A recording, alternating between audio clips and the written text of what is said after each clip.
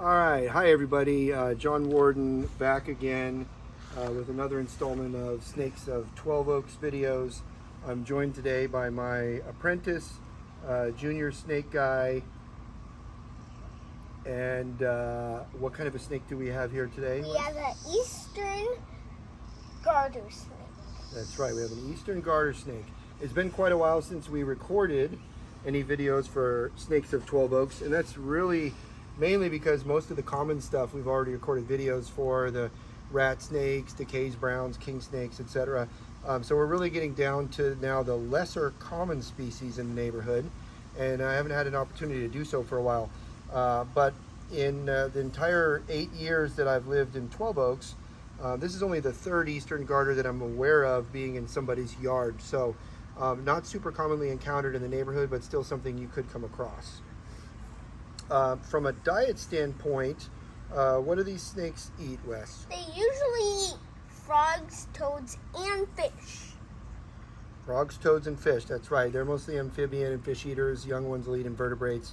But because of the diet that they have, they're most often encountered nearby or in wetlands, near ponds, bodies of water, obviously where you would find things like amphibians and fish. That being said, they can be found in almost any habitat in North Carolina. They're just kind of locally abundant and found in pockets. But again, the neighborhood doesn't seem to be a place that has a lot of eastern garter snakes, so we don't see them very much. These snakes are harmless snakes. They do have a mild toxin in their saliva that they can deliver through some kind of crude rear fangs, but it's not any kind of a threat to humans or pets or anything. It's really only effective against the prey items that they eat. So they're generally considered harmless snakes, even though they do have like somewhat of a toxin in their saliva. From a defensive standpoint, if you pick them up, a lot of times they will bite. They will also emit a foul-smelling musk or defecate. Really not fun snakes to handle a lot of times. So I recommend probably not picking them up if you're not okay with taking a couple bites or smelling like garter snake musk. From an identification standpoint, what's the main thing the main characteristic we look for identifying a garter snake? They usually have a white or whitish yellow band going all the way from its head to its tail along its back.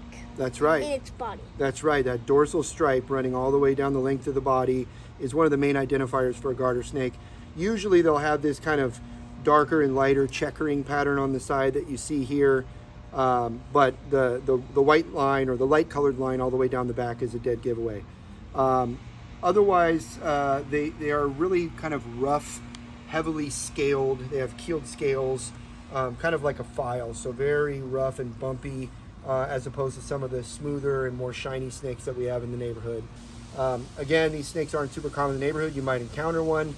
Nothing to worry about, nothing dangerous. So if you do see one of these now, you know that you're looking at an eastern garter snake. Thanks again for watching, and hope to see you again soon.